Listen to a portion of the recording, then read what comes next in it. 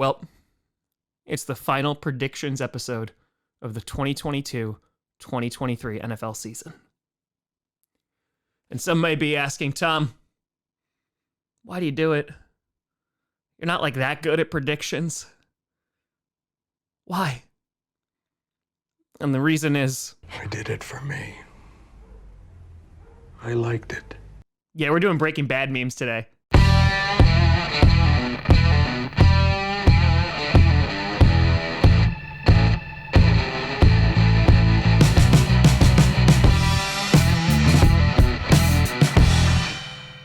Grossi Posse Packer Nation. Welcome to an episode of Packcast, the podcast where you don't have to do Packers fan, but it sure does help. I'm your host, Tom.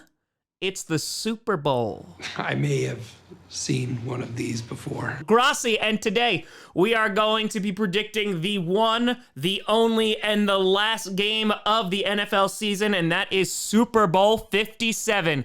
And listen, folks, it's finally here. We got both number one seeds in the NFL squaring off, and it should be a fantastic game, Tom said, noting that he says there should be a bunch of good games, and he streamed every single primetime game this year, and the vast majority of them were not just bad, they were downright terrible, so maybe he cursed himself again, and he thinks that, oh god, he's gonna have to watch another 3.5-hour game with thousands of people as the game completely and totally sucks the life out of him, but thank god he's got beer. But maybe he should cut down on beer, especially it's the off season. Maybe he should take a break. Maybe, you know what, he should try a sober February. Oh, but he realized that he had drinks over the weekend, so that's completely gone. So now what does he start? He's starting March? No, because March is free agency. He's definitely going to be doing some streaming then at that point. And at that point, when you're already streaming, you know, it's just got to keep on drinking. But yeah, let's talk about Super Bowl 57. So 2 weeks ago, I went 1-1 on Championship Sunday, getting the NFC Championship game right, but not getting the AFC Championship game. And the NFC Championship game, well, that was bad. Kyle Shanahan sitting there watching the Eagles destroy the only two QBs that he had left. I'm gonna do this one real clean. Meanwhile, in the AFC Championship game, the kitty could not go meow that day, and so because of that, you got Jalen Hurts facing off with Patrick Mahomes in what should be an incredible Super Bowl Sunday from Arizona. And listen, both these teams are so evenly matched at this point. Nick Sirianni, unfortunately, unable to take a break and just eat some pizza during the bye week. And instead, both these teams are prepped and ready. And worst case scenario, we see Rihanna doing the halftime show, so we should get something good out of it. But both these teams have almost identical stats that's been floating around Twitter for the past 2 weeks, whether it's in terms of points that were scored or just how effective their offenses have been and how kind of underrated their defense has been. Of course, the Eagles lead the league in sacks, but the Chiefs are right there too. And I just think that you have two really good competitive teams. And sure, they both have flaws. You could look at both their defenses at some points. But for the most part, these are two offensive powerhouses, and we're probably going to see a very high-scoring game. And there's just so many great narratives. Of course, you have the Kelsey Bowl in which Jason and Travis Kelce are facing off, and whoever loses, well, let's just say we might not like what's going to happen.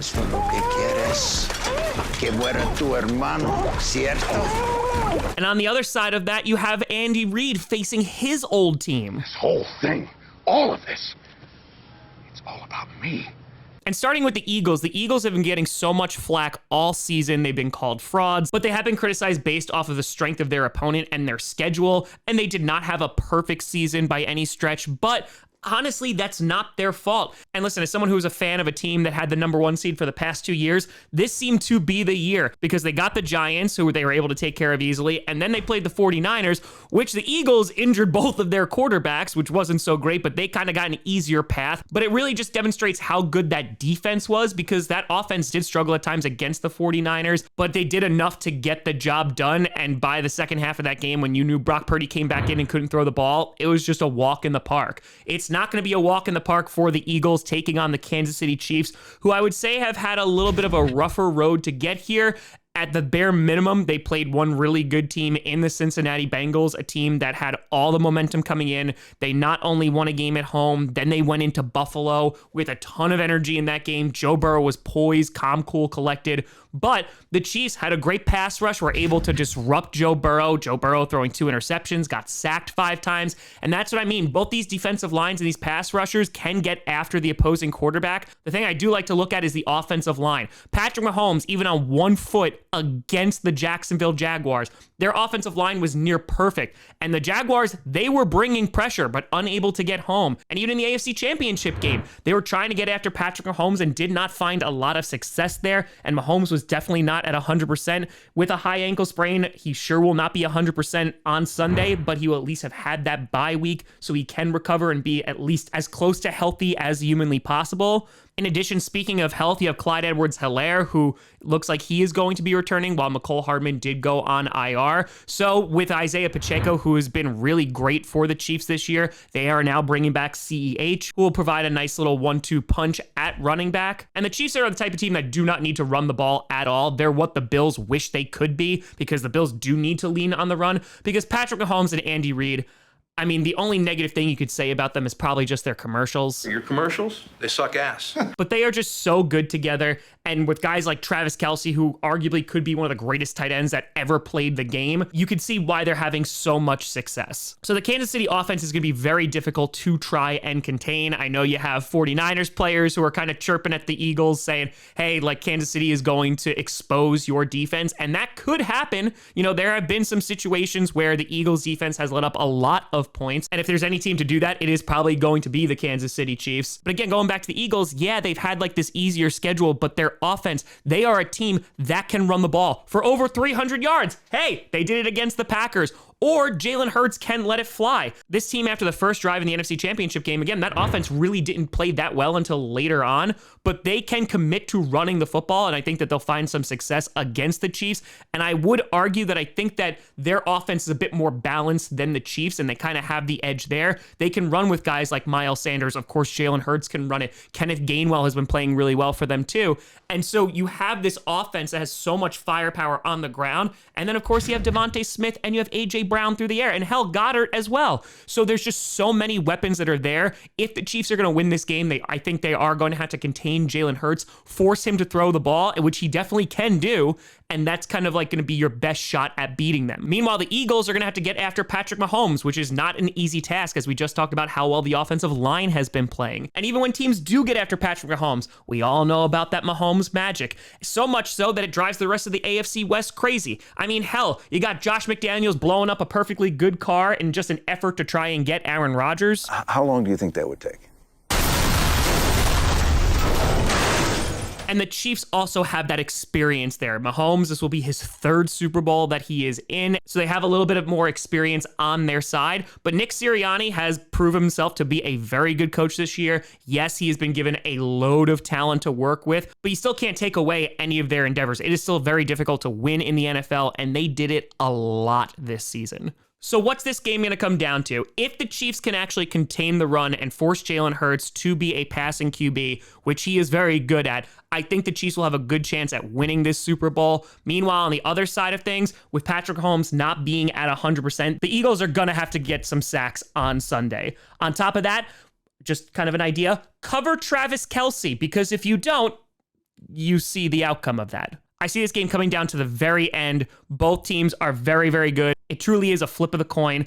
However, I am going to go with the Kansas City Chiefs getting the win here, just because I believe in Mahomes a bit more than Jalen Hurts. And while I think that the defense of the Eagles is better than the defense of the Chiefs, I just think the experience of Mahomes with the playmakers that he has and the magic that he's able to pull out of his butt, it's just too damn good. And again, I would not be surprised if the Eagles win. They, I think, have the bigger upside. I think they can put up a ton of points. They can control the time of possession with the ground game.